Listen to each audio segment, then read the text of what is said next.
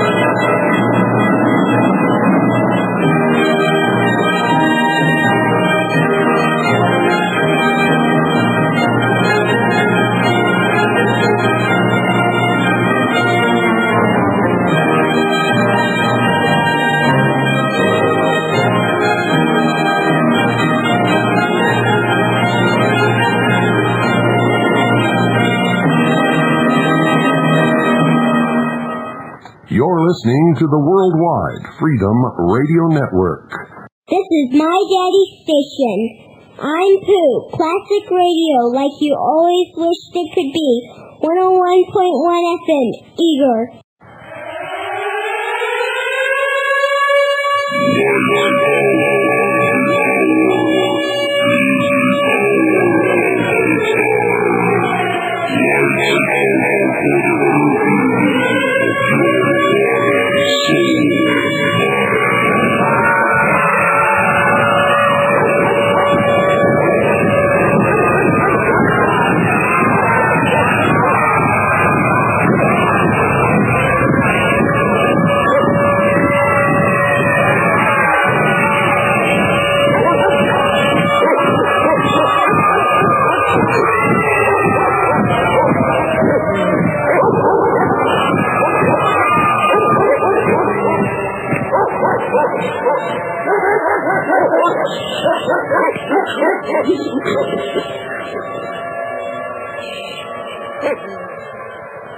You're listening to the Hour of the Time. I'm William Cooper. Ladies and gentlemen, if you are one of these people who really believes that socialism can help you, I'm about to pop your bubble here, and I think you're going to want to change your mind about that. That is, if you have any sense at all. And my experience with socialists is that they usually don't. The Swiss government is a socialist government. The government of Switzerland has been held up to the world, ladies and gentlemen, as the great example of how well socialism really works. Well, it really doesn't work, and I'm about to tell you why. And I'm going to use Switzerland as the example why, just as they hold it up to you as an example of the utopian socialist state. I'm going to show you that once again they are liars. They are the worst, most chronic liars I have ever come across in my entire life or in my study of history. Even Hitler.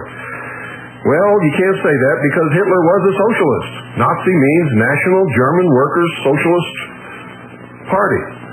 National Socialist German Workers' Party is what it means. Nazi. Very simple. Hitler was a socialist. Nazis are socialists.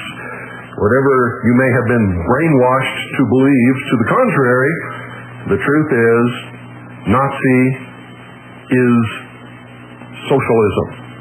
Hitler was a socialist. Hitler socialized Germany. The nation of Switzerland, ladies and gentlemen, has the highest suicide rate in the world.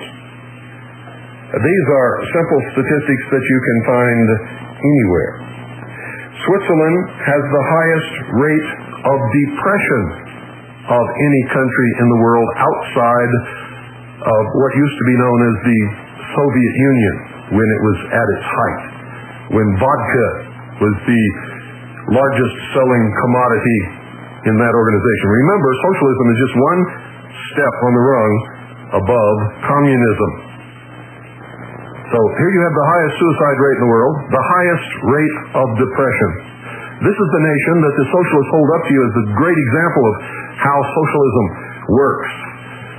Recently, the Wall Street Journal, on Monday, the 24th of February, reported that the Swiss Army is now preparing for violent protests and is studying the Los Angeles riots. The article is Swiss Miss. Banks falter. Jobs are lost. That's the story of socialism. They have a negative, that's negative, minus 0.5% total growth. Now this just isn't a minus 0.5% growth for the last year. This is a minus 0.5% total growth since 1990, the slowest in the entire industrialized world. Unemployment, they say, is over 5.7%. And they will admit that about 10% of all of the Swiss citizens live below the poverty level. How about those statistics? What do you think about that? You know why it's so attractive not to work in Switzerland? Because the Swiss unemployment benefits are 80% of your previous salary for 2 years. Don't you think?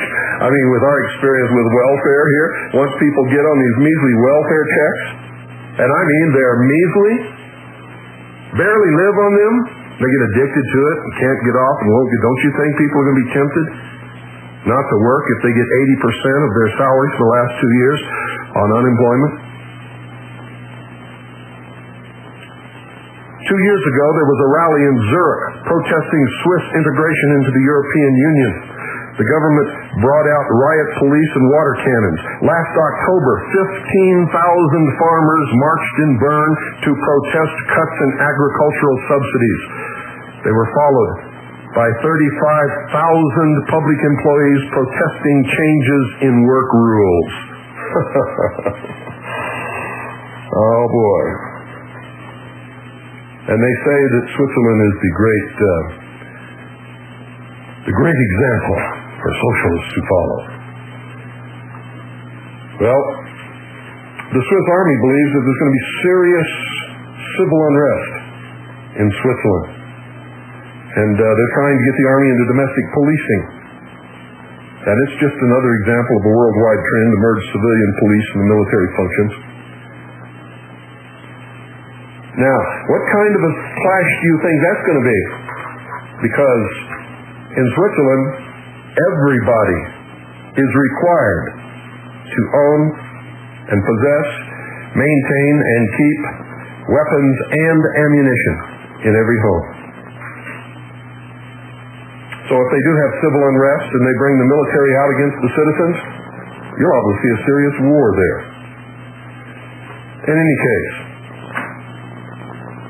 I wouldn't go to Switzerland on a vacation. How about you?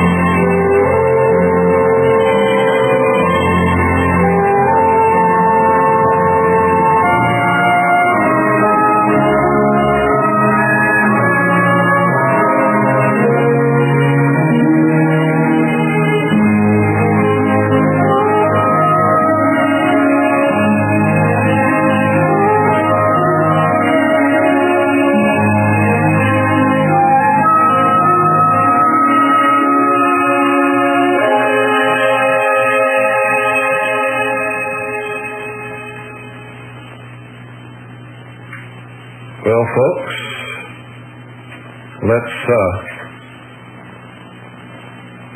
cause a great stir and a commotion throughout the land. I'm going to read you an article now from Guns Magazine, January 1995. I go back a couple of years to get this. Guns and the Law is the column by Roy Huntington. Everybody should have a copy of this. The militia. A. The militia of the United States consists of all able-bodied males at least 17 years of age, and except as provided in Section 13 of Title 32, under 45 years of age, who are or have made a declaration of intention to become a citizen of the United States. B.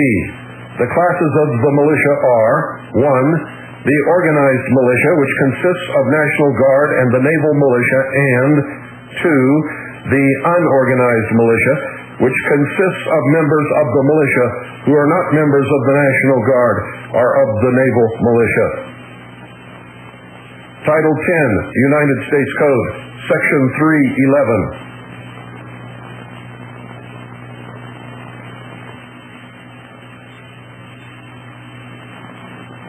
When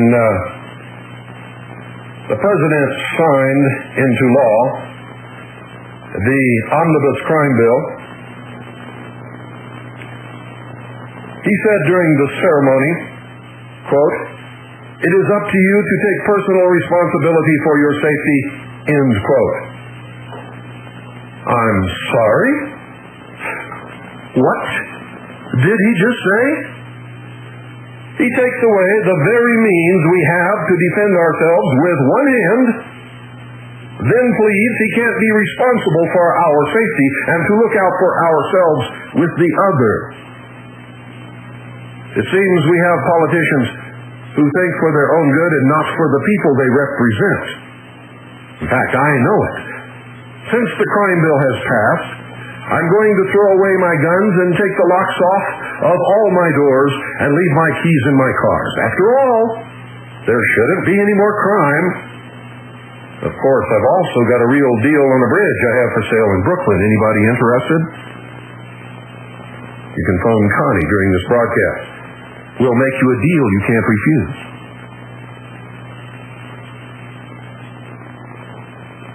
But we did it to ourselves, though politicians are so afraid to say no to anything with crime in the title for fear of being voted out by the sheeple that it tempers their objectivity.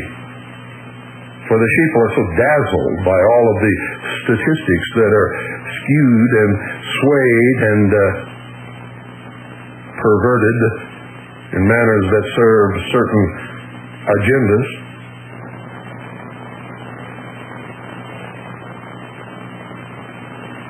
That they literally are on their knees begging for their rights to be taken away to get the drugs and the crime off the streets. Have you been guilty of that?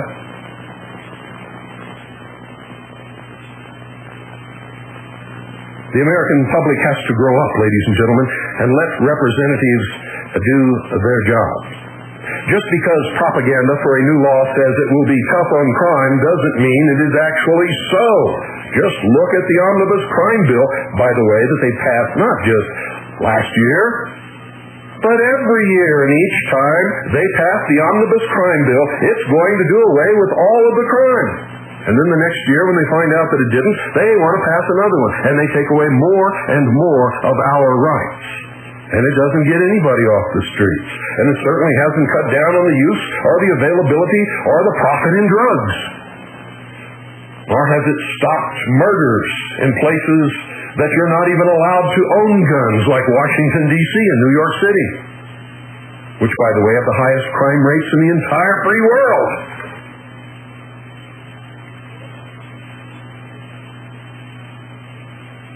We must let an appropriately educated representative vote according to reason and not let knee-jerk anti-crime hysteria by the voting public get in their way of objective evaluation. That's what a republic is all about. You see, democracies cause what is happening. Still, let's make them pay for it. Let's make them pay for it. After the crime bill's initial failure in the House, we witnessed and were victim to a wholesale caustic verbal attack on the American people by President Clinton and his cronies. His public whining after the failure of the bill to go to the floor for a vote was inappropriate, at least, and certainly embarrassing conduct for the President of the United States of America, and all the while with that silly little smirk on his face, as if he's sort of laughing at us all the time. And I believe sincerely that he is. His posturing in front of on-duty uniformed police under orders to pose as a backdrop for Clinton's speech, most against their will, was a flagrant abuse of his powers, using public servants for his own political maneuverings. As a working cop, I am very definitely prohibited against appearing in uniform while expressing my own political views. What gives him the right? He continues to affront the intelligence of the thinking man by assuming we know little or nothing of our country's history and have a short memory regarding his promises. His recent tirades have included implications that the Supreme Court of the United States has never directly dealt with the Second Amendment, and I'm going to put that to rest during these 2 hours, ladies and gentlemen. Indeed, he has pointedly insulted millions of law-abiding Americans by telling us in no uncertain terms, we don't know what is best for ourselves. He and his liberal peers have harangued us, pointedly telling us that by failing to encourage our elected officials to follow his edicts, we have foolishly ignored his more logical, just ask him, he'll tell you, albeit uninformed, biased, and politically motivated agendas, thereby endangering millions. His carefully orchestrated speeches while standing in front of uniformed officers, ladies and gentlemen, rank with the very best of the old propaganda thinkers. If you tell them it is so enough times, they will eventually believe it. Oh, but not the American people. Oh, you better think again. You see, I'm concerned. Too many of the American people I spoke with after the passage of the crime bill knew virtually nothing about the gun ban portion. Cop after cop knew it had something to do with assault rifles, but knew nothing of the specifics regarding magazine capacity. Many thought police officers would be exempt and were suitably huffed when I explained they would not be. You see, police officers have an elitist attitude of their own, believing that they are above the public and should be exempt from the same laws that the public, of course, must abide by. Boy, were they upset when they found out that that wasn't true. It is truly our fault this has all come to pass. It is a product of our collective ignorance, apathy, and yes, even stupidity, and our collective laziness. Hard words indeed. It is important, ladies and gentlemen, to remember who we are dealing with. Recently, Senator Rockefeller said that he would railroad the health care bill through regardless of what the people wanted. Let me say that again in case you missed it. Regardless of what the people wanted. Whatever happened to by the people, for the people, and all of that nonsense? I feel compelled to once again show how Clinton has lied to the American people. It has become so mundane and regular as to be almost routine. You see, the Supreme Court has made many rulings regarding the Second Amendment, all protestations notwithstanding. And I'm going to give you several of those right now. You might find it interesting to note, however, that the American Civil Liberties Union, the so-called defenders of your constitutional rights, and the bastion of all that is liberal, will not represent you when Janet Reno's brigades of thugs make an unlawful attack on your home and you are arrested on a trumped-up gun violation, which is constitutional, unconstitutional on its face.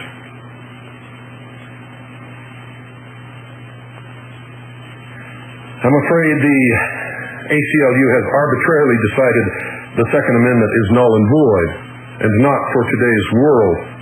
In fact, the ACLU has publicly announced that they do not recognize the second article in amendment, yet they call upon all Americans to be law-abiding, but they decide they will not recognize a portion of the supreme law of the land, making them outlaws. You see, they believe it's null and void and not for today's world. Call and ask them if you don't believe it. They'll tell you. I wonder which unalienable right will fall next, since they all seem to be crumbling as rot attacks the very foundation they were built upon. Now, I want you all to pay attention. Make sure you have pen and pencil by your side, and if you don't, shame on you, because you know that you should never listen to this broadcast without it. Listen carefully. Listen to what the United States judicial system says, and remember, we fought the British for less than what is going on today. Much, much less. So much less that I think the colonists who fought the Revolutionary War might just have thoughts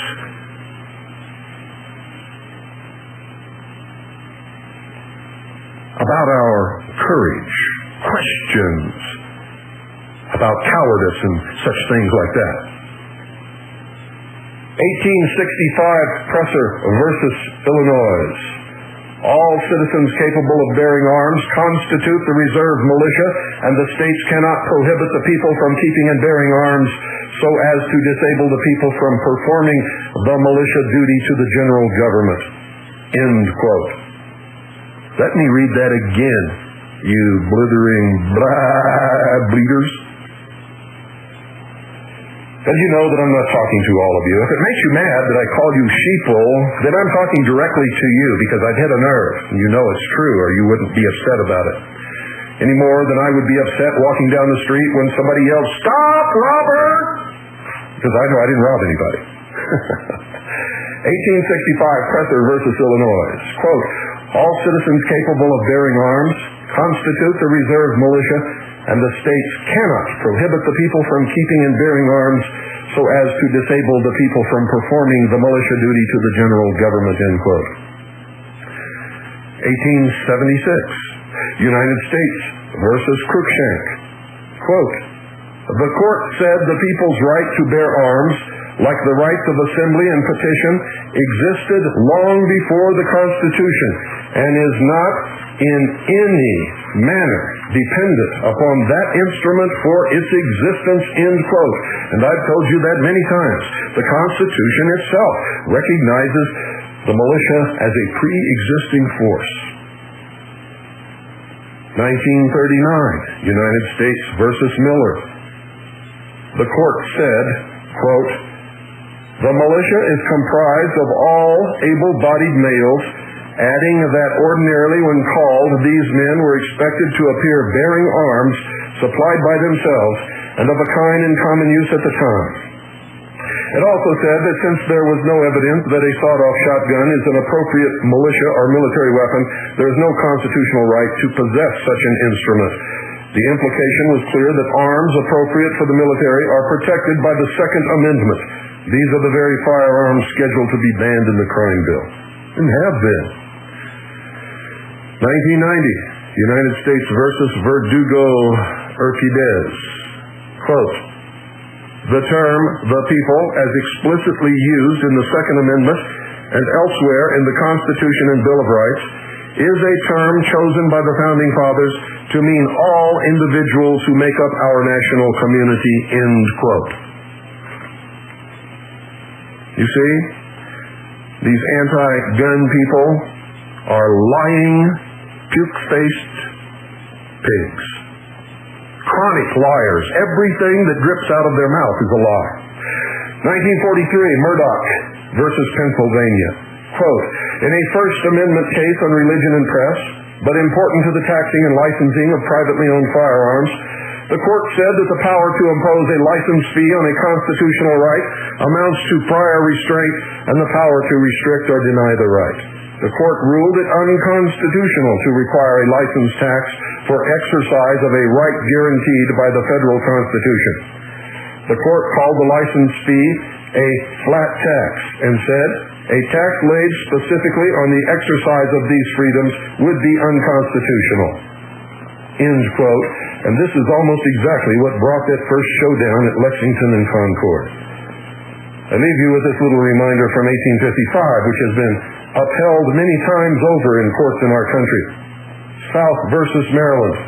Quote, courts have repeatedly held that police have no duty to protect any individual, but only a general duty to protect society, and cannot be held personally liable for failure to protect an individual.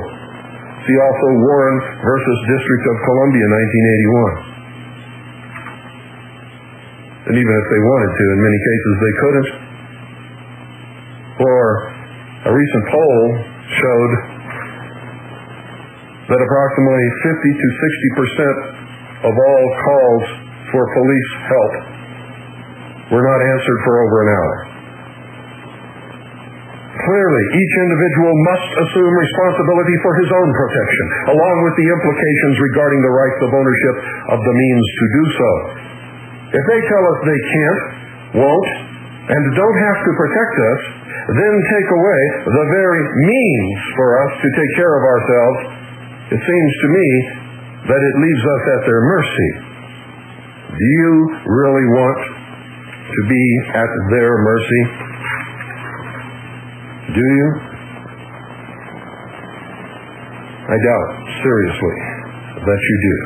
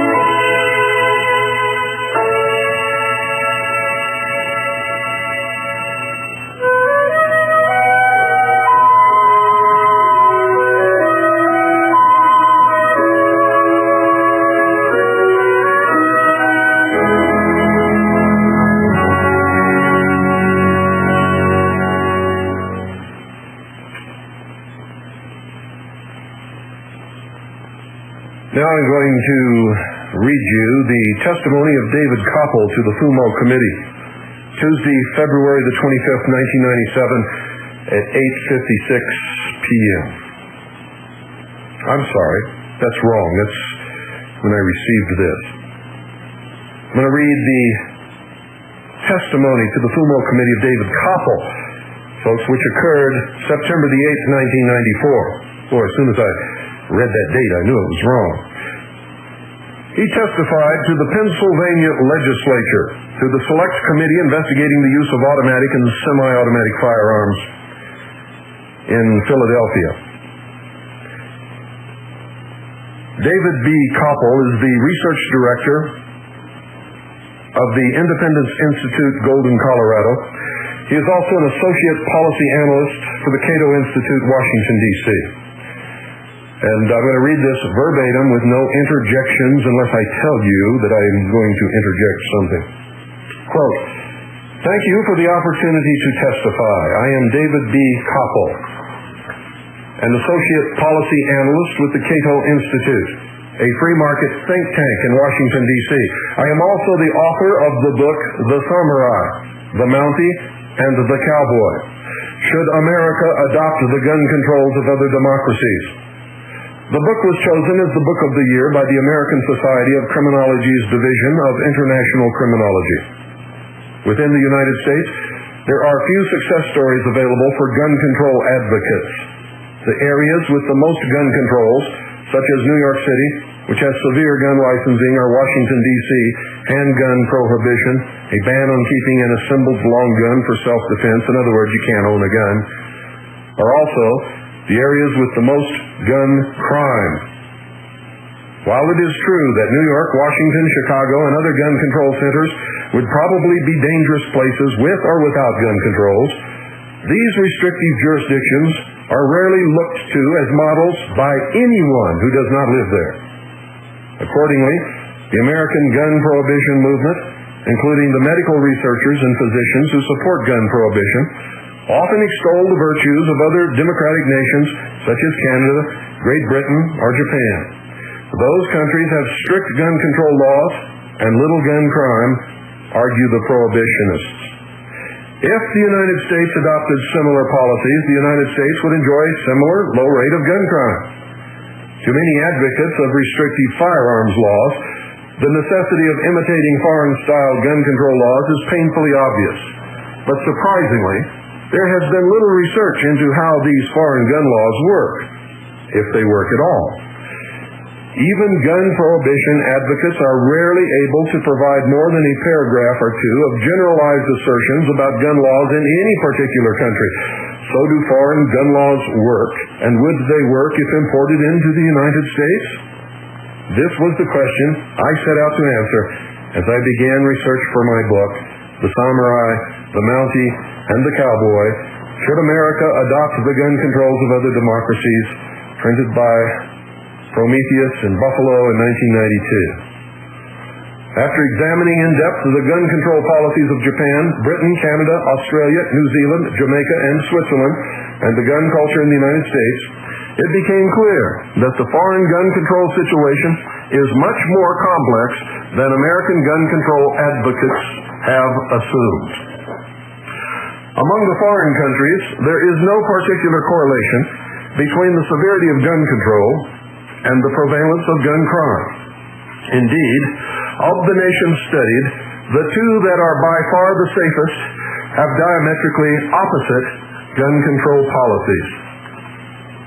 In Japan, violent crime and homicide are virtually unknown, except for crimes perpetrated by the Yakuza gangsters and the murder of children by suicidal parents. Japan prohibits handguns and rifles. Shotguns may be obtained only after a rigorous licensing process that even includes a short psychiatric examination. The almost complete prohibition on guns in Japan has been strictly enforced ever since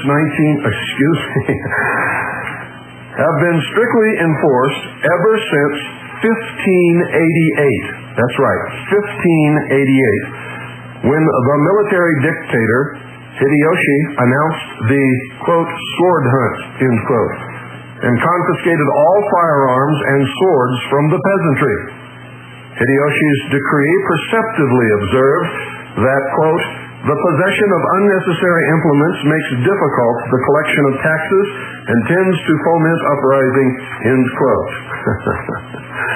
So at first glance, the Japanese experience would seem to support the theory that turning the possession of instruments of deadly force into a government monopoly will make people safer from each other, if not safer from the government. Only one other country examined in the Samurai, the Mountie, and the Cowboy has a murder rate as low as Japan.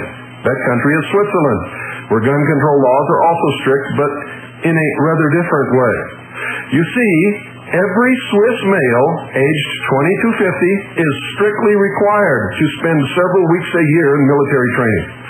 Switzerland has no professional standing army and has always relied for defense on having its entire male population trained in warfare and ready to mobilize. As part of the militia duty, every militiaman, that is every male aged 20 to 50, is given a fully automatic assault rifle, required to keep it in his home, and obliged to periodically demonstrate his marksmanship proficiency. Swiss policy makes the acquisition of other weapons simple for everyone, including women and men who are too old for military service. Ammunition sales are subsidized.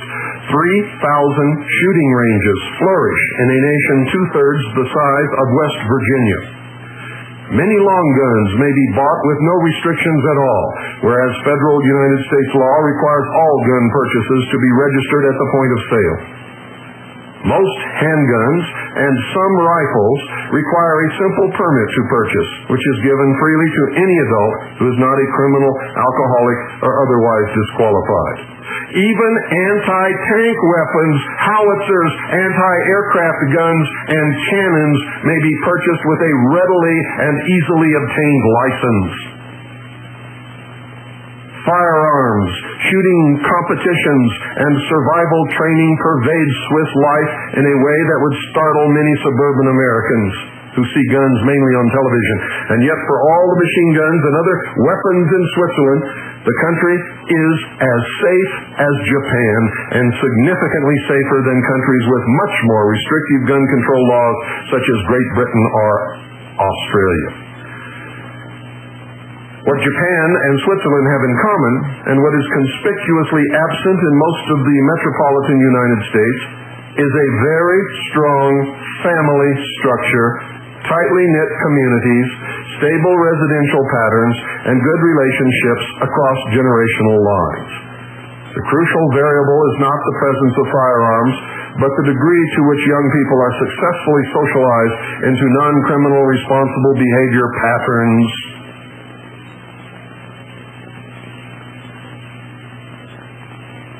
The evidence from other nations is consistent with the Swiss-Japanese experience. At the turn of the century, Great Britain had no gun controls at all. Convicted violent felons, the criminally insane, and anyone else could buy and carry anything from a Derringer to a sawed-off shotgun to a Gatling gun with no registration and no licensing. The only requirement was ready cash, and yet Great Britain had almost no gun crime, as the constraints imposed by the Victorian Code of Behavior provided the most effective gun control system the nation ever experienced.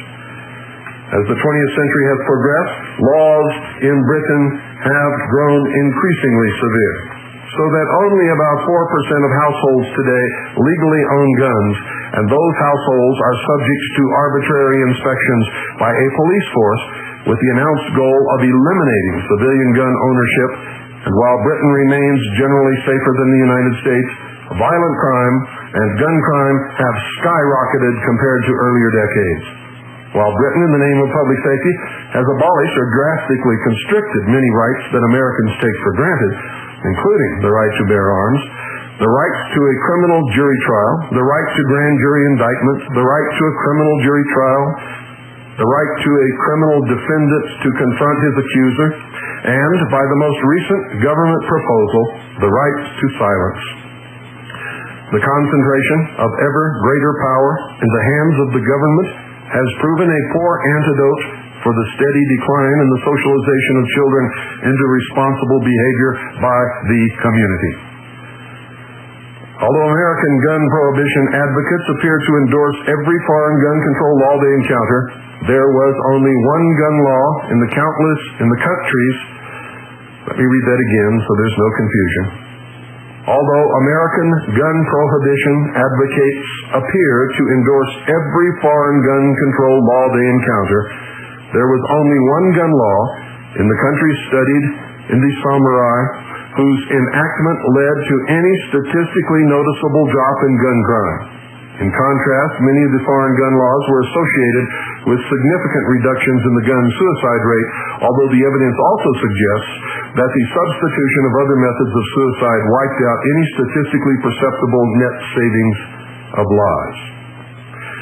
The one gun control law that was followed by a noticeable drop in crime was enacted in Jamaica, where a 1974 gun confiscation law was accompanied by numerous other repressive measures, including house-to-house searches, incommunicado detention, secret trials, mandatory life in prison for possession of a single bullet, warrantless searches and seizures, and military enforcement of the drug laws. The Jamaican violent crime rate dropped significantly for 6 months. then returned to its former level over the next year, and then began to grow substantially worse than it had ever been in its history. As the homicide rate soared far above American levels, about a third of all Jamaican homicides were perpetrated by the police. A Jamaican suffered a higher risk of being murdered by the police than an American did of being murdered by anyone. According to the Human Rights Group, America's Watch, policemen would murder personal enemies and then falsely claim that the victims were killed in a shootout. Homicides perpetrated by the police were rarely investigated, as long as the policeman claimed that the victim had a gun. The increasing police violence, made possible in part by middle-class hysteria over guns, in turn fueled a cycle of violence in the rest of Jamaican society. Almost every scholar who has studied the Jamaican crime situation shares the conclusions of criminologist William Calafy's award-winning analysis, which found that the gun restrictions, as well as the other restrictions on civil liberty, were the result of, quote, highly developed skills of political management, end quote, which were designed not to reduce crime, but to distract public attention from the underlying problems of Jamaican society, including economic inequality. Jamaica's experience with a soaring rate of murder by government would not be particularly surprising to many American or Australian gun owners. In the United States and Australia, many gun owners view the fundamental purpose of the right to bear arms to be resistance to a tyrannical government. Most gun owners in Great Britain, Canada, and New Zealand, though, would kid their American and Australian cousins for placing guns in the context of resistance to authority rather than innocent sporting purposes. The Jamaican experience is perhaps the most important foreign gun control situation for Americans to study, not because there is any realistic possibility of similar laws being imposed in the United States, at least not all at once, but because Jamaica illustrates the political distraction function of gun control.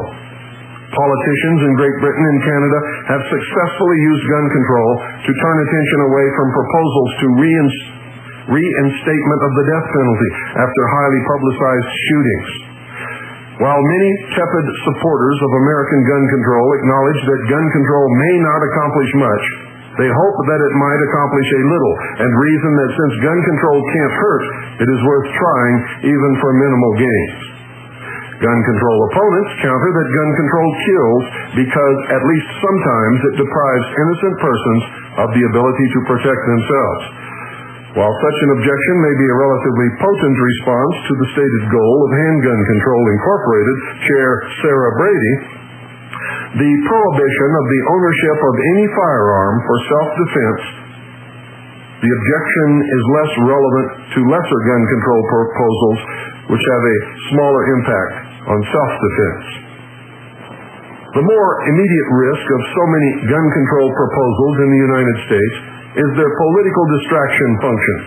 As long as the American public tolerates politicians touting gun control as the top item on the public safety agenda, then politicians will continue to evade the difficult job of enacting measures that would deal with the roots of America's crime crises, including a welfare system that subsidizes illegitimacy and fatherless children, a dysfunctional government school system in most large cities, a rapidly growing underclass of all races, tax policies which prevent many mothers from choosing to stay home with their children, and a failed and counterproductive war on drugs. Yet as more and more criminologists come to recognize most of the gun control lobby's agenda as a distraction from meaningful social reform, the Centers for Disease Control and other segments of the medical establishment churn out reports which insist that gun ownership is a public health problem, at least in regards to comparisons of the United States with other nations. The reports are far from persuasive. Sometimes the medical research compiles genuinely useful international data, but then contends itself with asserting that gun control must be good because the American gun crime rate is so much higher than in other countries. In other cases, as in the famous Seattle-Vancouver studies, the media turn a journal's press release soundbite into a conclusion, which vastly overstates the inferences that can be drawn from a single case study, especially when the research is seriously flawed as the Seattle-Vancouver work. Among the limitations of the Seattle-Vancouver studies is, consistent with virtually all research regarding Canada, the absence of any perceptible beneficial effect from Canada's switch in 1977 from a system of no regulation for long guns and mild regulation for handguns to moderate regulation for long guns and stringent regulation for handguns. In contrast, epidemiological or criminological research which questions the efficacy of gun control, including a study of all Canadian provinces and adjacent American states, rarely receive much attention beyond academia. Finally, the public health campaign to outlaw guns because of the allegedly successful gun control policies of other nations ignores the potential criminogenic effect of those controls.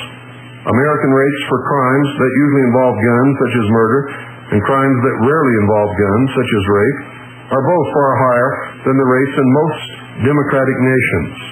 Curiously, the American residential burglary rate is below that of other nations. Perhaps this is because in the United States, an American burglar who breaks into an occupied home faces a risk of being shot that equals his risk of going to prison. In contrast, burglars in other nations do not face such risks. Gun owners in Great Britain, New Zealand, and Canada express little interest in the protective aspects of gun ownership. Australians are more interested in guns for protection, but as a matter of law, defensive gun ownership is illegal in most of Australia. Given the poor record of restrictive firearms laws in other English-speaking countries, the simplistic, reflexive insistence of the gun prohibition lobby and its medical allies that the United States immediately import foreign gun control laws may imperil rather than protect public health. And that is the opinion and the research of David B. Koppel, which is significant and overwhelmingly shows that the facts, as they really are not anything near the lies that Sarah Brady and her ilk spew out to the public on a somewhat regular basis. And I find it amazing that Americans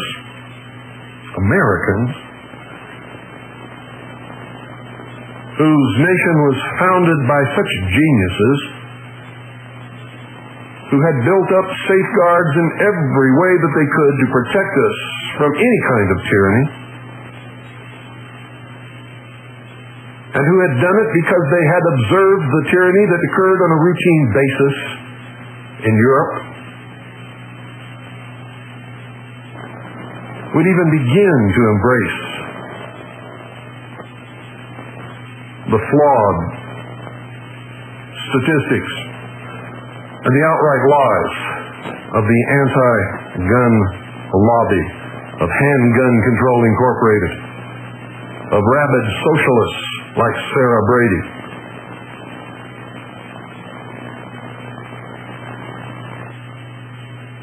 I mean, how does that happen?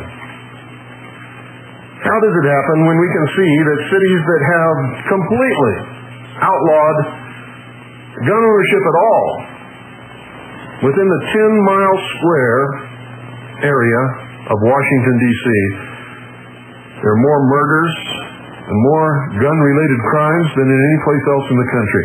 Yet they have a total ban on gun ownership of any kind in Washington, D.C. And yet Americans ignore that. In places where it is required that all the citizens own guns, there's very little crime at all.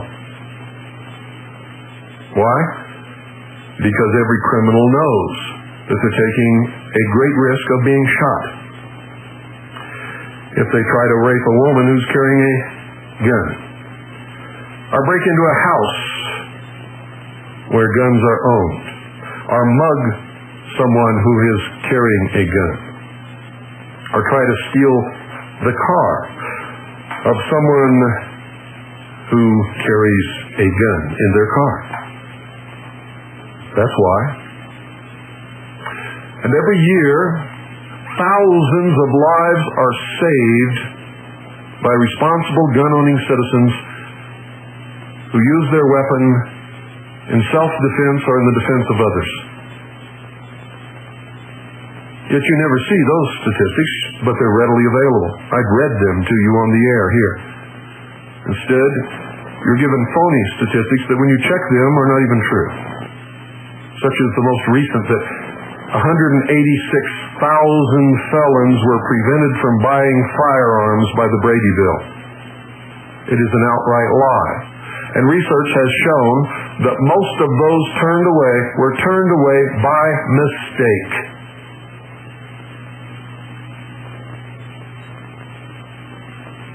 Many of them were turned away because law enforcement did not have the time to check the records. Some of them were turned away for misdemeanors, not felonies. And there is no law against a person who has a misdemeanor from owning a firearm, preventing a person who has a misdemeanor from owning a firearm.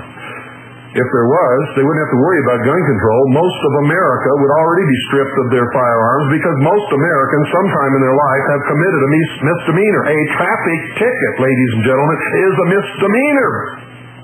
For gosh sake. I feel so stupid saying for gosh sake, because if I wasn't on the radio, it's not anything near what I would say. I was in the Navy. I have a vocabulary that I like to use to fit the situation. Unfortunately, it's not good to do it on the radio. Now, if this continues, ladies and gentlemen, if all of this continues, including the ignorance, apathy, and stupidity of the American sheeple, you're looking at the impending death of the United States of America, of freedom for the world.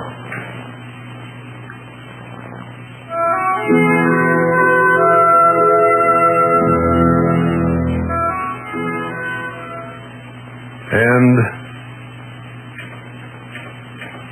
by golly, of all the principles and ideals that made this nation great. You see, we didn't get to this point by accident. We got here because we had certain principles and ideals and privileges and rights, mainly rights. Those rights brought other privileges, so to speak. But you see, we don't have constitutional rights. We have rights that were recognized by the founders of this nation, that were given to us by our Creator. They wrote a Constitution and a Bill of Rights to protect us from the government taking away or encroaching upon those rights. And then, as a last resort, they gave us the second article and amendment in case the government broke out of its bounds and indeed became a tyrant. A militia being necessary to the security of a free state, the right of the people to keep and bear arms shall not be infringed. Now you can say whatever you want. You can believe whatever you want. You can believe weapons, guns are evil.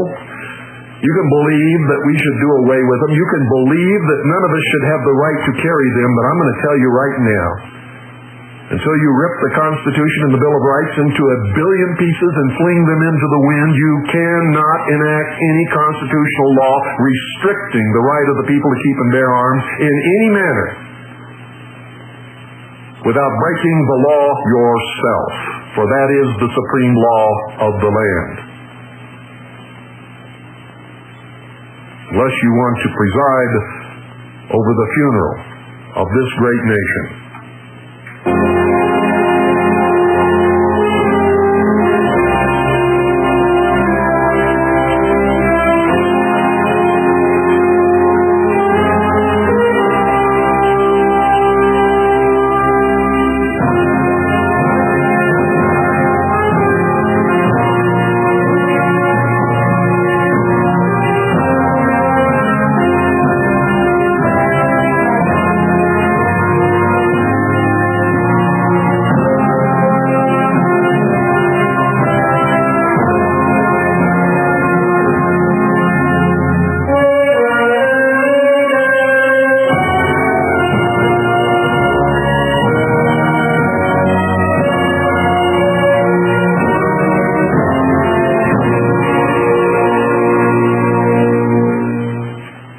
This is the Voice of Freedom.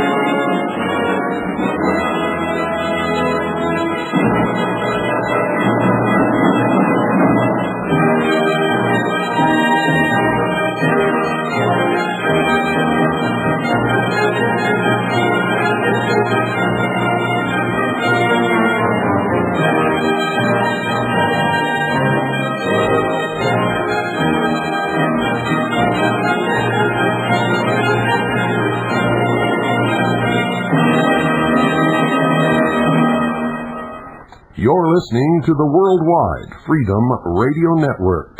This is my daddy's station. I'm Pooh, classic radio like you always wished it could be. 101.1 FM, Eager.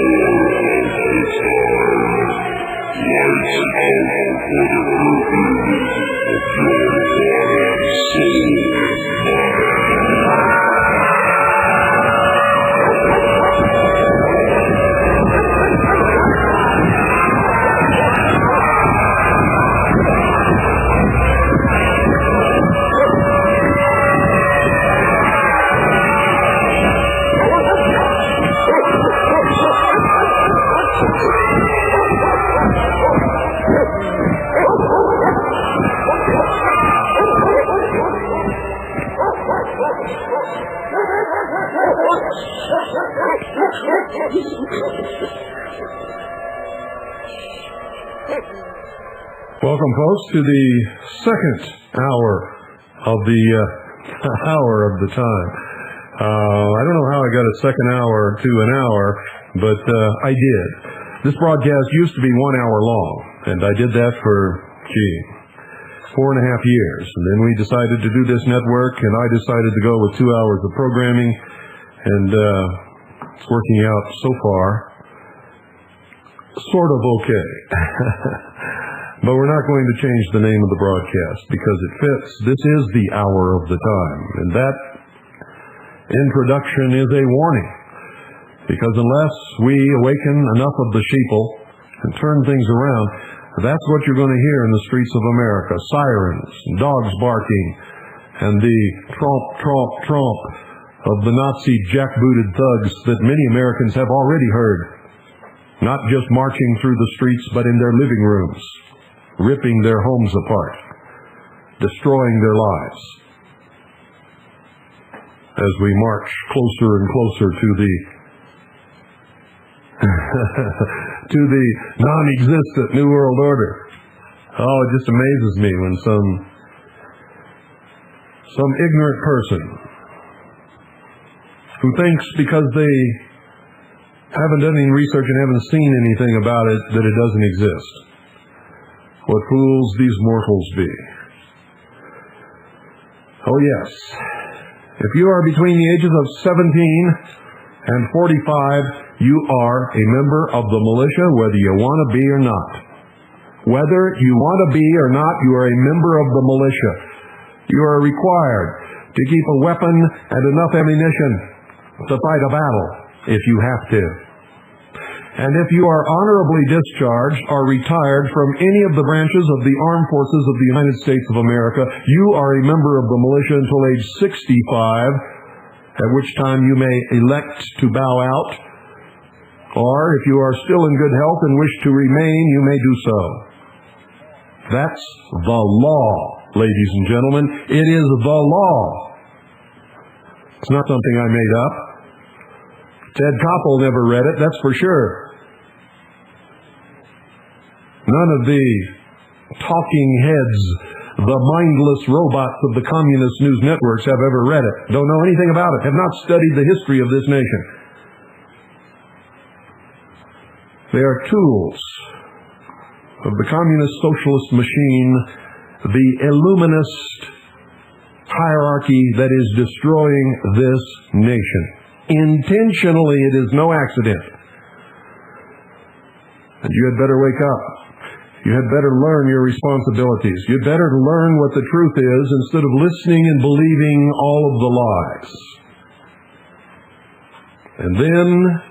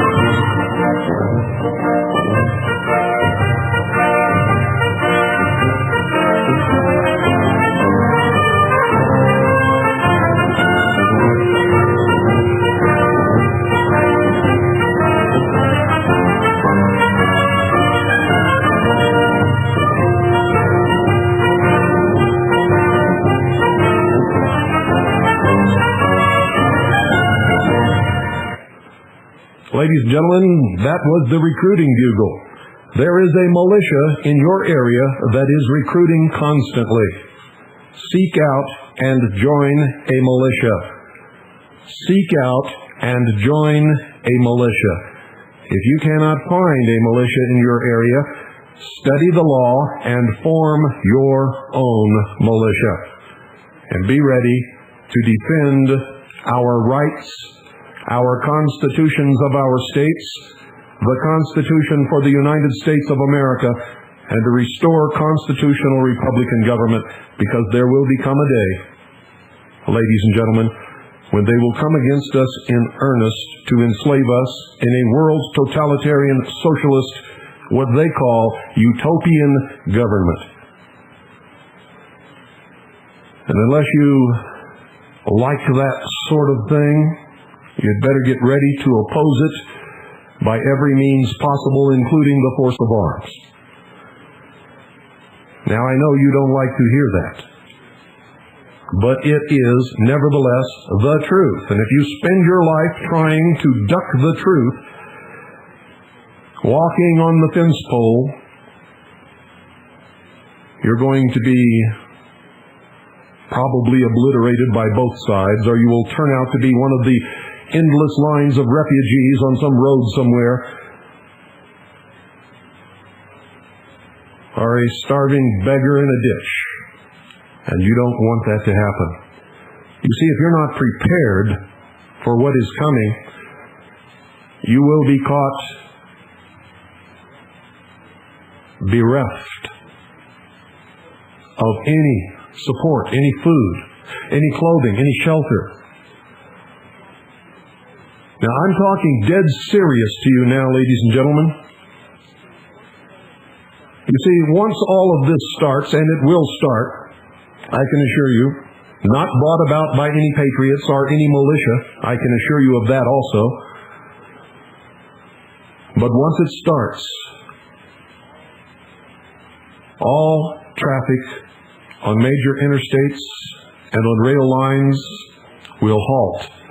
All passenger and cargo traffic other than military will halt.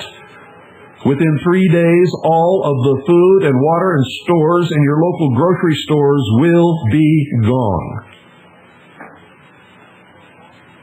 If battles are fought in your area, your home may be burnt to the ground.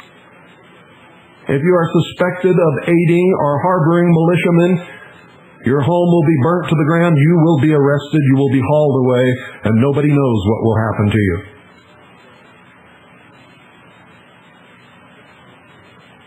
Now I want you to think about it, and I want you to think about it hard. And I'm not saying this to frighten you. I'm telling you this so that you may have an opportunity to know it and prepare yourselves, for it is the truth. Most Americans already know this in their heart. They can feel it. They can sense it. They know that some kind of a conflict, a showdown is coming.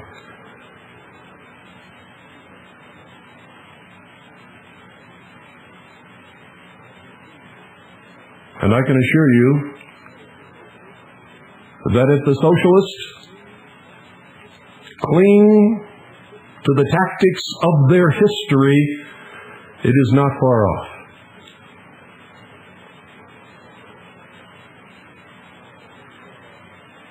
It is not far off at all, ladies and gentlemen.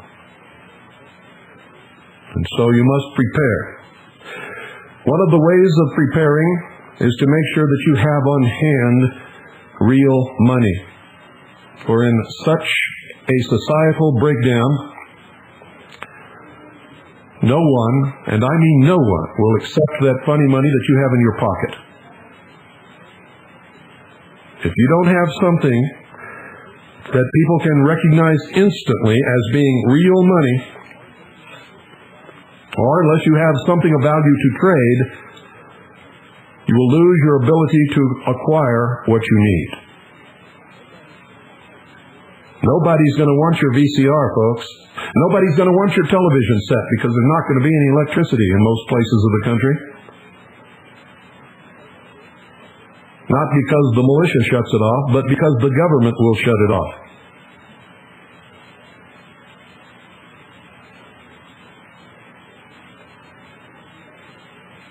But you will be amazed at what will become valuable in such a situation. Things like coffee, tea, Tampax, toilet paper, bullets, guns, blankets, warm clothing, shoes, toothpaste, and not much else. The only money that will be recognized will be gold and silver coin. Nothing else.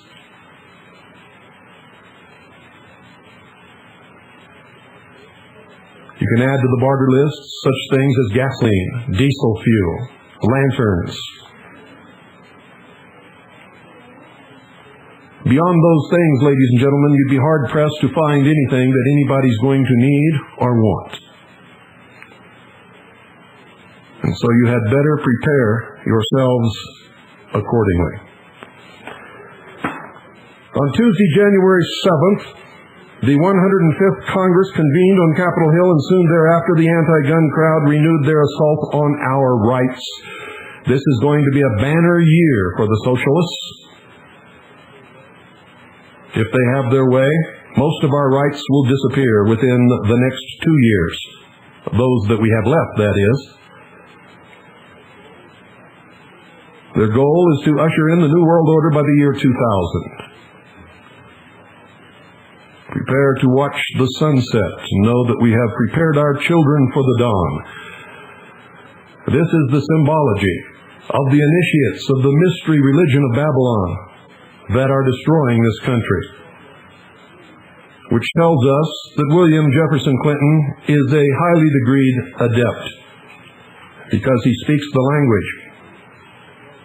He speaks the language. Remember, ladies and gentlemen, Lucifer is the great deceiver, and Lucifer is their god. Lucifer is their god. They believe in the Luciferian philosophy. It is a metaphor that man was held prisoner in the Garden of Eden by an unjust, vindictive, and terrible God, the God of darkness, the God of the Bible, the God of the Christians, Jehovah, Adonai, Yahweh. And that man was set free from this prison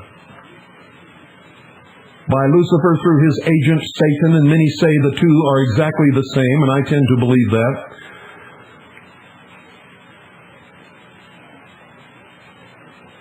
By the gift of intellect, whereby man discounted God's warning that if ye eat of the fruit of the tree of the knowledge of good and evil, ye shall surely die. Satan said, no, God is lying to you. He's denying you your own divinity, your own destiny.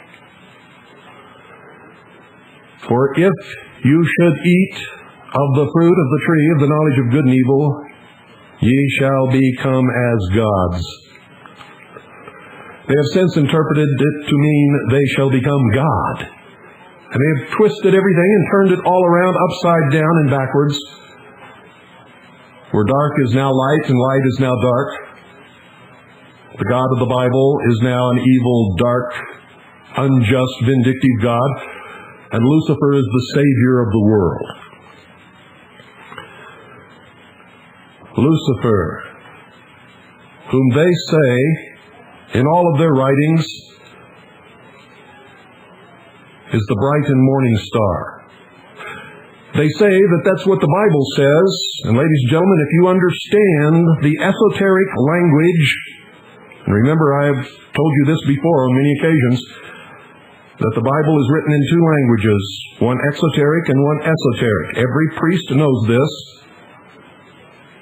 Every doctor of theology knows this, but they will never tell it to you, because that is forbidden. How art thou fallen from heaven, O Lucifer, son of the morning? Lucifer is Prometheus, the lightning bolt that hit the tree and brought the gift of fire to man. Fire being the symbol for the intellect, the ability to think. With the use of the fire by the philosophers of fire, man himself will become God. Son of the morning, what is the son of the morning? What is the morning? The morning is the dawn, the rising of the sun, spelled S-U-N. But the S-U-N, rising in the morning, at the dawn, the golden dawn, is also the sun, S-O-N, the son of Osiris, Horus.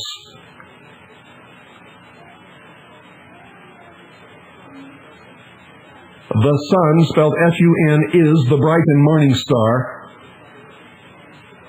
And Osiris is the dawn, the sun, the light, Lucifer. Many people make the mistake that they understand or know what they're talking about when they try to pick up on what they've heard about symbology of the mysteries. And I'm here to tell you, unless you've studied it for 20 years like I have, you haven't got a chance of knowing what you're talking about. So be very careful. Be very, very careful.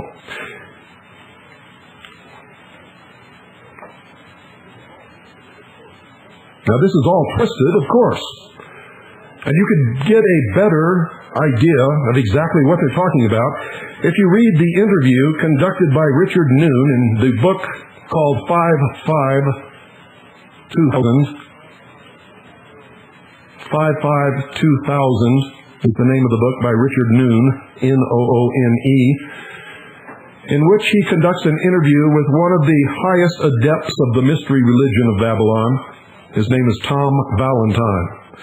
And in this interview, he explains much of it and ends by telling you that Jesus Christ is out. He's had his turn and he failed. Now it is his brother Lucifer's turn. And Lucifer will mount the throne of the world. How many of you followed Tom Valentine for so many years, not understanding who and what he really is?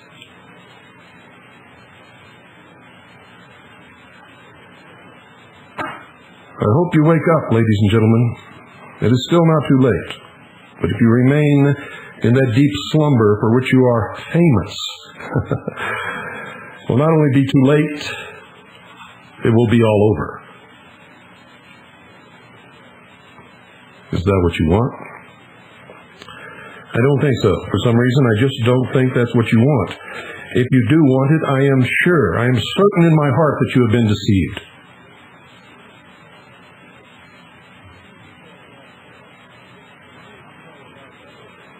How many of you know about Senators Barbara Boxer, Democrat of California, and Dick Durbin, Democrat of Illinois' latest gun ban that they have introduced into Congress, called the American Handgun Standards Act of 1997. Now, don't be fooled. Senator Boxer is giving a fancy title to her 1996 Junk Guns Bill. The bill seeks to ban inexpensive, easily concealable guns made of inferior materials that they also claim are the criminal's gun of choice. Now, if this latter tagline has a familiar ring to it, it is because Boxer, Durbin, and their ilk were touting so-called assault weapons as the criminal's gun of choice, despite the fact that the Clinton gun ban has had no effect on criminals. The anti-gunners are again using this catchy phrase to describe the latest class of firearms on their ban list, handguns. And then what will come is no surprise to gun owners. Representative Charles Schumer, Democrat, New York, intends to introduce Boxer's bill in the House of Representatives. While the anti-gunners may have worked for center stage this week, look for pro-gunners to grab the spotlight when Congress gets leaned on. Because I got to tell you, more and more Americans are catching on to this stuff. Not near enough, ladies and gentlemen. Not near enough.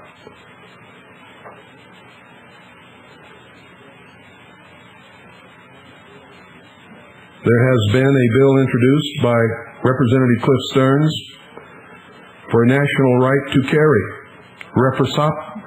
Reciprocity bill. That's a tongue-tire.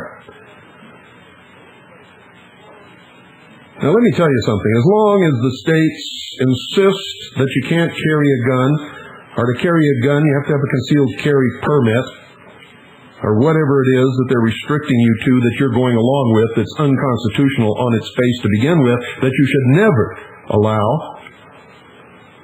And you don't have to allow it. See, all you have to do is kick all of those jerks out of your state house and out of your state legislature and say, you screwed up. Go back to the farm, Joe. Go back to your dealership, Joe. Go back wherever the hell you came from, but you're not representing us anymore. And you don't have to wait for elections to do that. Many states have other means. You can have a referendum or a recall. Or you can just really get down and dirty and do some real good detective work, and I bet you can come up with enough dirt on any one of them to force them to resign on their own. You want to bet on that? I'll bet you.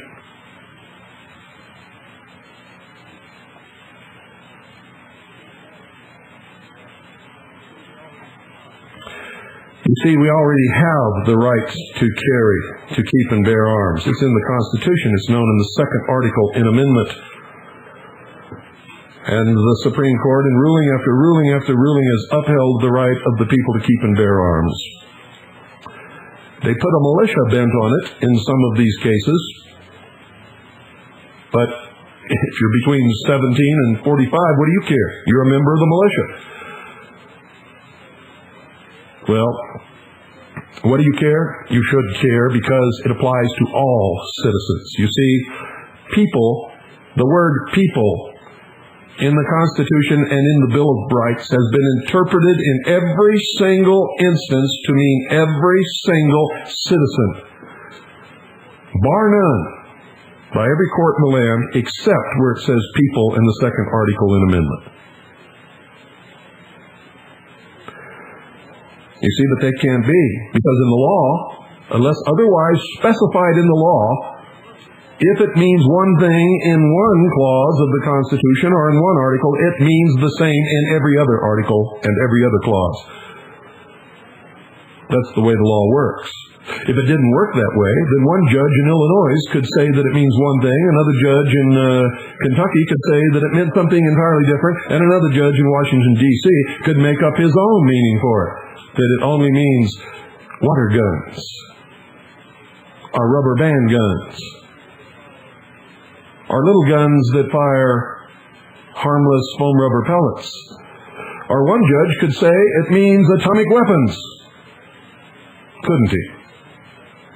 That's why it must mean the same everywhere, all the time. They could interpret people to mean only children, or only those citizens over 80 years old, or only those in the military forces. You see what I mean? It must have the same meaning everywhere.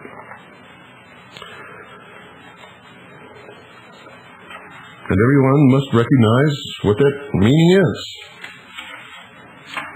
or else.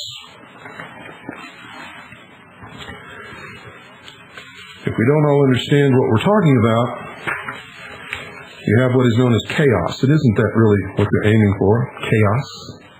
Chaos, chaos, chaos. Did you know that Charles Schumer, one of the most despicable men that has ever lived upon the face of this earth, is a Democrat from New York, is thinking of running for governor? Oh, this is amazing. He's thinking of actually running for governor. And you know, in the state in which he lives, he just might get elected. If he does, everybody who lives in that state is in big trouble, but at least we'd get him out of the national scene. We'd get him out of Congress, and that's important. We've got to get Schumer out of Congress. He should never be allowed in any office, not even dog catcher. I feel sorry for the dogs. If Schumer was the dog catcher, he'd take away their claws. Yep, every dog in town would have to be caught, held down, strapped to a table, while their claws were pulled out with a pair of pliers. And then he'd want to pull all their teeth so that they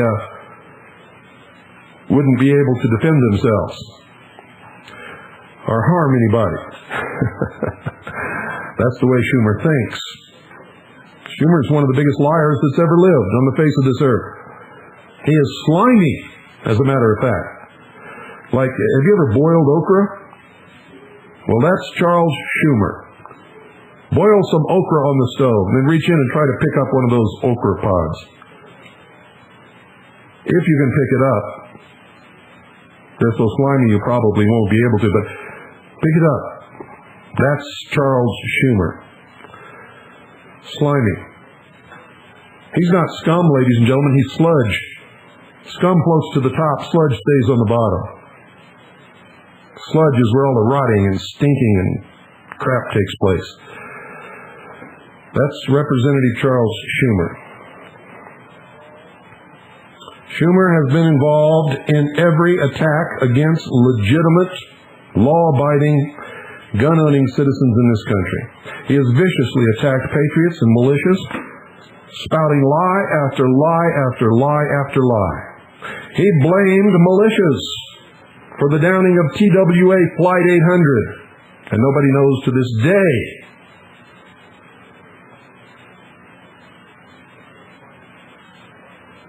what they're finally going to arrive at is the reason why that plane crashed. We know why it crashed. Somebody fired a missile at it and hit it. We've already proven that. It's beyond any shadow of a doubt at all. Have no problem winning in any court of law, convincing any jury. It's a done deal. But it wasn't the militia and it wasn't any patriot. I can assure you of that. See, we don't have anti-aircraft missiles or ships big enough to fire anti-aircraft missiles from that would hit an aircraft at that altitude. We're not talking about Stinger missiles on your shoulder. We're talking about big, long surface-to-air missiles called SAMs. They are photographs of it in flight.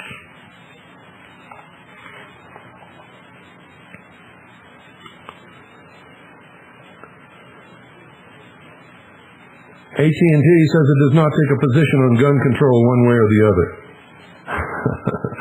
You see, AT&T gave a $3 million donation to the Coalition for America's Children, some of whose leaders are also leaders of Handgun Control Incorporated. It's a coalition organization made up of 350 nonprofit organizations focused on improving the lot of children in America. According to AT&T, the coalition does not endorse any legislation or legislative proposal, but some of the leaders of the coalition hold views in support of gun control. And what do you think, folks?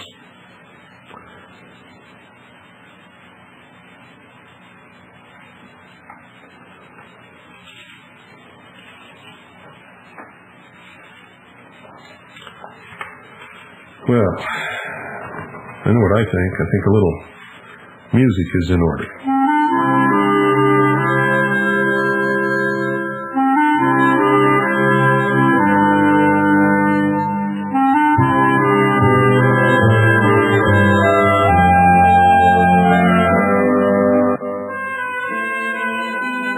And now you know why William Jefferson Clinton in a White House memo named me, William Cooper, as the most dangerous radio host in America.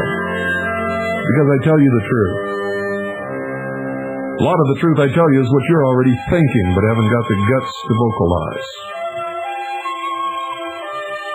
I hope to change all that.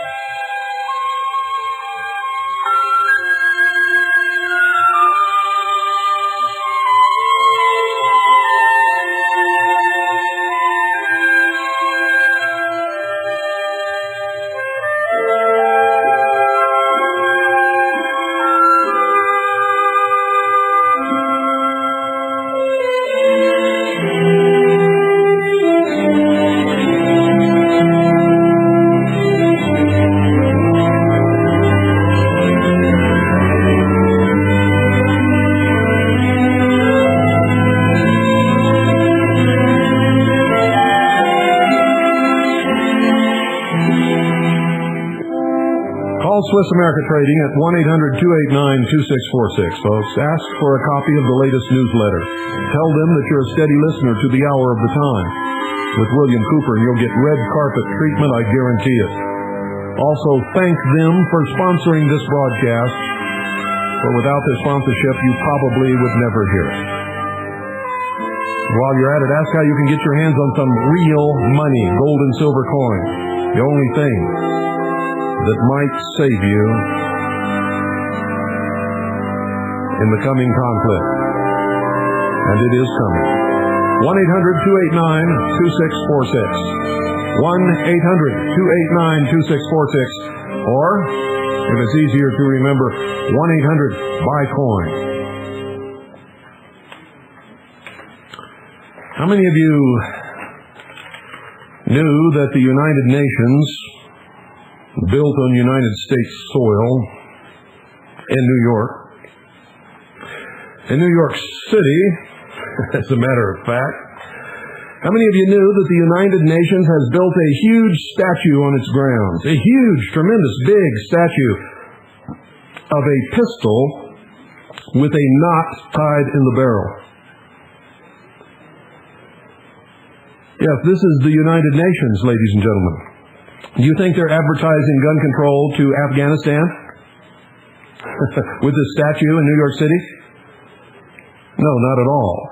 It's a political statement for American citizens to ban guns. It is a huge, gigantic statue of a pistol with a knot tied in the barrel.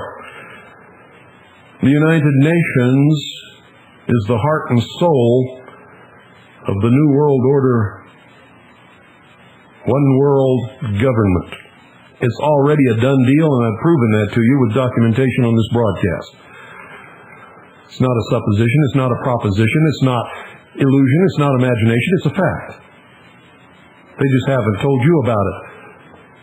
You see, they're easing us into it slowly, a little at a time, taking away a little at a time.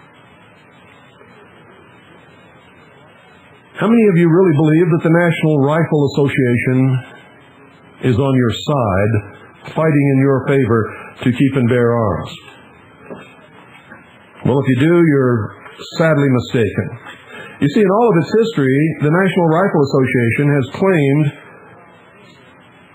that they never allow anyone to see the membership list, and if government were to ask for it, they would deny them access to that list. Yet did you know, ladies and gentlemen, during all those years, anybody could purchase the mailing list of the National Rifle Association for $75? You didn't know that, did you? Well, it's the truth. Do you know how many times the National Rifle Association has cost us gun rights by compromising? There is no compromise. A militia being necessary to the security of a free state, the right of the people to keep and bear arms shall not be infringed. Not even a little bit. They have no right negotiating on anything. They have no right negotiating on what they will accept as a gun law or what they will not accept as a gun law. The Constitution makes it clear. The right of the people to keep and bear arms shall not be infringed. When the state of California, or I should say the people of the state of California, had a referendum to place the second article in amendment as an amendment to the Constitution of the state of California, the National Rifle Association fought against it and helped to defeat it. How many of you were aware of that? How many of you are aware that the National Rifle Association is helping to destroy the sovereignty of the United States of America? They have recognized the United Nations. In fact, they have joined that organization. You know what they say? Marching in lockstep with anti-gun foreign powers, the Clinton-Gore administration continues to promote gun control on a global scale. The National Rifle Association, through its newly won status within the United Nations, will keep American gun owners well informed on these misguided plans. We don't want to be well informed. We don't want anything to do with those misguided plans. We do not want to give any recognition whatsoever to the authority over us, or over the NRA, or over the United States government, or over any part of us in any manner whatsoever by the United Nations. By joining the United Nations, the National Rifle Association has admitted their power and authority, has bowed to that power and authority, and has become a member of that body. Do you know that when you become a member of the body, you have to agree to certain things, and certain members must take an oath to the United Nations, renouncing any oath or oaths they may have taken ever in their history to their country, and must pledge to work only in support of the United Nations and not the country of their birth or their origin or their citizenship?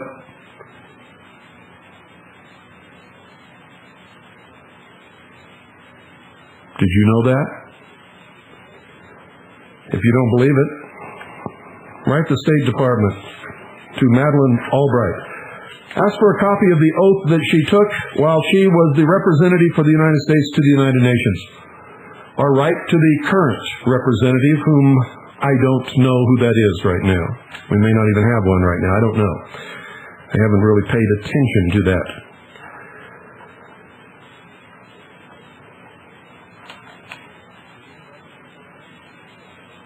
Did anybody in the NRA have to take such an oath? I don't know. But I think we should find out, don't you? But even if they didn't, what is the NRA doing joining the United Nations? They joined the United Nations as a non-governmental organization of the United Nations, which means the National Rifle Association represents the United Nations. They're a member. Don't tell me they don't represent the United Nations. To be a member, you must. You must. To be a Boy Scout, you must represent the Boy Scouts.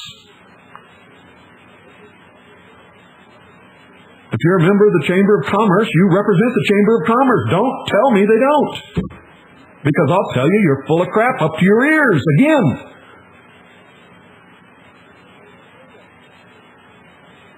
They have betrayed us over and over and over again. You see, all those years they were telling us that they would never make the membership list available to anybody who asked for it. They knew that anybody who wanted to purchase the mailing list for the NRA, which includes the entire membership, could get it for $75. They knew that.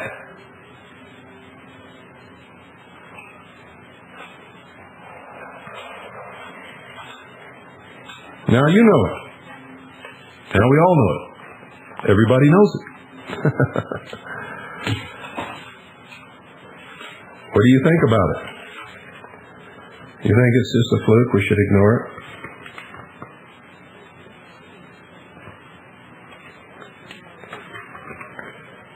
Why is the NRA concerned about what the rest of the world is doing? Who cares what the rest of the world is doing to their citizens? If their citizens allow it, they deserve it. The NRA is supposed to represent us here in this country. Listen to what they say. This is written by Tanya Metaxa, by the way. You know, the little cream puff that claims to be representing our right to keep and bear arms? Doesn't even know the purpose of the militia, doesn't know the law concerning the militia, never takes a stance supporting the militia, or the real purpose to keep and bear arms, which is to protect the American people from a tyrannical government. Apparently, she's never read any of the writings of the Founding Fathers, or she would know all of that.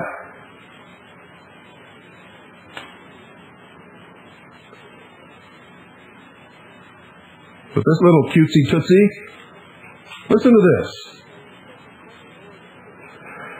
As the second Clinton-Gore administration begins, it's become clearer than ever before that anti-gun activism knows no boundaries. In Great Britain, a wave of national hysteria is likely to lead to a ban on virtually all handguns. In Australia, gun owners are already turning in their firearms for destruction. And at the United Nations, both crime prevention officials and disarmament activists are studying gun control as an international issue. The Clinton administration isn't just sitting on the sidelines either. Clinton recently retired ambassador to Japan, former vice president and presidential candidate Walter Mondale, followed the Japanese line on the gun issue, saying in a speech that failure to restrict the use of guns as weapons of wanton bloodshed is no longer just a domestic issue. It shatters our moral authority.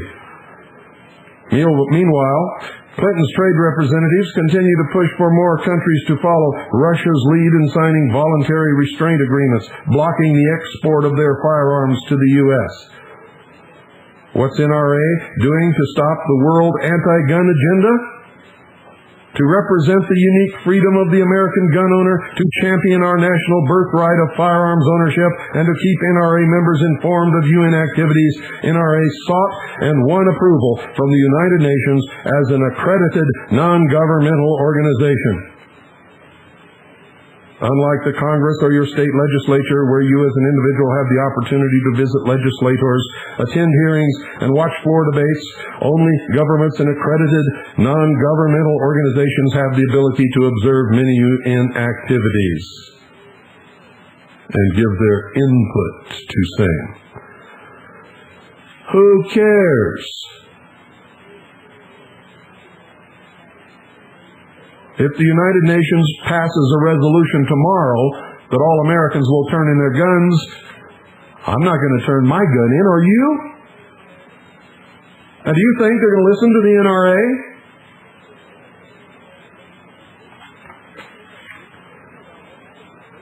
And do you think I give a damn about what happens in Great Britain?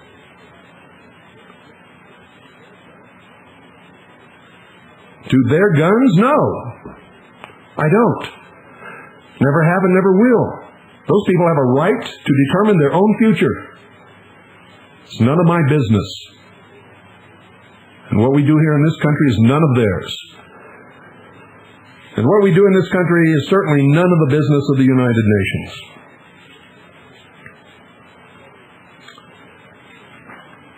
That is, if the Constitution is still in effect. But of course, I've shown you how that has been done away with already. The truth is, we're already under a world government under the United Nations, but only if we accept it as such. For those in power in Washington throughout the years have given an erroneous interpretation to Article 6 of the Constitution. And I say erroneous and mean every single letter of that word, erroneous. For if the founding fathers wrote the Constitution, ladies and gentlemen, then put Article 6 in so that any president and Senate acting of their own accord could destroy it within 2 weeks by making a treaty with a foreign country, if you really believe that they did that, then you got to screw loose. They wouldn't have done that in a million years. You see, what Article 6 intends is that any treaty made that is in conformance with the Constitution for the United States of America then becomes a part of the law of the land. But because it doesn't say that in there, because it's implied and should be understood, they interpret that any treaty entered into, no matter what the treaty says, that President Clinton could enter into a treaty tomorrow, according to the way they interpret Article 6, they could have a treaty entered into tomorrow with communist China that calls for the extermination of all of the members of the Mormon Church. And if the Senate ratifies it, it then becomes the supreme law of the land and supersedes the Constitution. So you never thought of it that way, did you? They could do the same thing for Catholics. They could pass a treaty. They could sign a treaty and the Senate could ratify it tomorrow. That said all automobiles in the United States are polluting the atmosphere of the entire world. And therefore the world body and all the nations of the United Nations have entered into this treaty to do away with all gasoline-powered automobiles within 2 weeks. They must all be confiscated and crushed. Is that constitutional? No, of course not. But according to their interpretation of Article 6, they can do it. And many of the laws that they have passed, the treaties that they have entered into, are exactly that kind of thing, only not with cars, Mormons, or Catholics. They're with our rights, our Creator-endowed rights, our sovereignty, our borders, our ability to defend ourselves.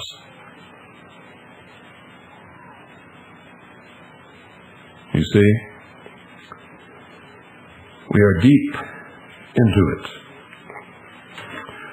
So deeply into it that we've reached the point that I believe that if by some miracle we could awaken the vast numbers of American people, we could turn it around. But I'm also realistic enough to know that we're not even going to approach waking up that many people, because most people won't even listen to the truth, much less go check it out to make sure that it is the truth, and then they won't do anything about it. Many of you listening to this broadcast have been listening for years. You know what the truth is. You've gone out and looked it up. You know that we're telling you the truth, yet you still sit on your couch and do nothing. Nothing except listen to the radio. Nothing. Pass rumor back and forth. Pretend to be a patriot. Truth is, you're just sheeple.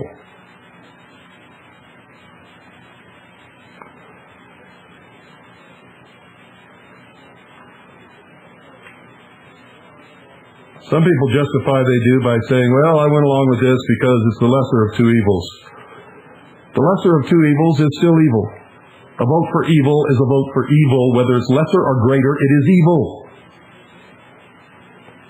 Whether it's a vote, a decision, acceptance by passivity.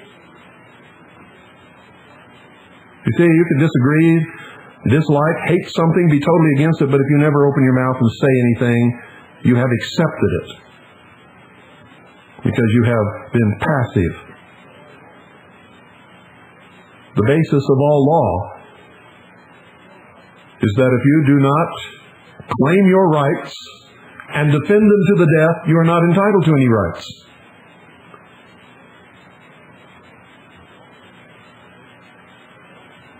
It's always been the basis of all of the law. It's where the law comes from. You see, there can be no law without force of law. What is the force of law? It's the barrel of a gun, ladies and gentlemen. A long time ago, it was the point of a sword, or the tip of a spear, or the guy that could throw the biggest rock the farthest. Whoever could do that could dictate the law. Well, that could never happen in America because we decide the law by democratic process. Baloney. This was never intended to be a democratic process. It's a constitutional republic. The only democratic part of it is you get to elect your representatives.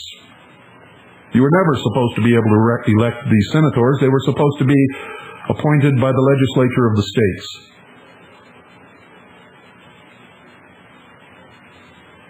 That was one of the biggest blows against us, was making the senators elected by the public. But even still, they're not elected by the public. You can vote as much as you want. And they put up the popular vote. Everybody thinks that guy won. But the truth is, the electors are the who decide. And the electors can go against the public vote. Everybody was touting that Clinton had won the election when the electors had not even met and voted. And it's not over until they do. Fortunately for Clinton, they supported the popular vote, but they don't have to. You see, our founding fathers put all kinds of checks and balances into this system. And we've managed to do away with a lot of those. We've managed by our apathy, ignorance, and outright stupidity to destroy some of them and assist in the own destruction of many of our freedoms and rights. And there's going to be even bigger and badder attacks upon our freedoms and upon our rights for the remainder of this year and into 1998. And sometime between now and the year 2000, there will be a terrible conflict. Because that's their goal. 2000, New World Order. You heard Clinton say it himself. Think he's lying to you? Well, most of the things out of his mouth are lies except for that, folks. You can take that to the bank. To the bank. It's that good. So, what are you going to do? Are you going to do anything, or are you going to sit around and complain? You know, I warned people in 1988 that part of the goal of the New World Order was deprive ranchers and farmers of grazing land, and that in the New World Order, when it's finally instituted, eating beef will be politically incorrect and, in fact, is scheduled to become outlawed. And there is a tremendous movement now. See, I was telling people back in 1988 this was going to happen. And now it's happening. Tremendous movement to strip the grazing land from the ranchers and from the farmers and to seriously damage or even destroy, which is the ultimate goal, the beef industry.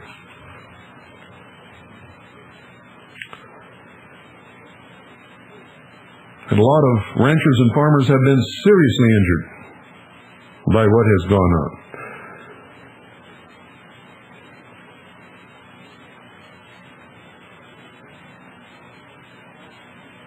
They intend to remove all use of all forests from human hands, from human beings. We've seen their plans, we've seen their maps. They're going to have areas of non-human occupation, which means no human being will be allowed under penalty of the law to even step 1 foot inside of these areas. They will have areas of human occupation, and in between these areas of human occupation, they will have corridors for travel. You'll not be able to go outside of these corridors. And there will be a limited amount of land designated for recreational use. But recreational use to these people means simply paths, walkways, for bicycles and hikers. You cannot step off the path. You cannot pick anything. You cannot pick up a rock. You cannot stop to camp unless they build a campsite for you to use. And then you have to stay in that campsite. No more walks out into the virgin woods. And you'll have to apply for the use of these areas years in advance, because the use will be so limited, and there will be so many people who will want to use these lands that if you get to use them twice in your lifetime, or maybe 3 times, you'll be very lucky. All this is coming to a theater near you. Oh yes, it is. Whatever happened to the great American resolve?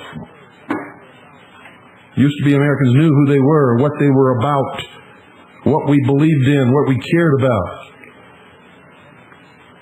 How many of you don't know those things anymore? Or maybe were never taught those things, or somewhere along the line forgot them. How many of you have never read the Constitution for the United States of America in your life? And as such, don't even know what your rights are. Don't understand or know the supreme law of the land. You've got some vague idea about separation of church and state, which is not in the Constitution, or about freedom of speech. And you're not even sure what that means, are you? Well, it's true, folks. It is true. I go all across this land and I talk to a lot of people, and I know that it's true. It is so true. It is so overwhelmingly sad and true. It is amazing. It is absolutely amazing that this is occurring in this country. The greatest nation on the first incident of the freedom of humankind.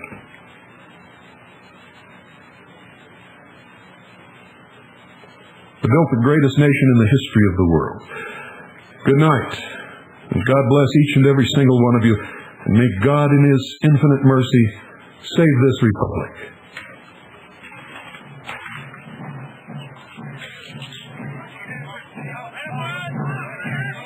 A week before the Battle of Bull Run, Sullivan Ballou, a major in the 2nd Rhode Island Volunteers, wrote home to his wife in Smithfield. July the 14th, 1861, Washington, D.C. Dear Sarah, the indications are very strong that we shall move in a few days, perhaps tomorrow. Unless I should not be able to write you again, I feel impelled to write a few lines that may fall under your eye when I am no more. I have no misgivings about or lack of confidence in the cause in which I am engaged, and my courage does not halt or falter. I know how American civilization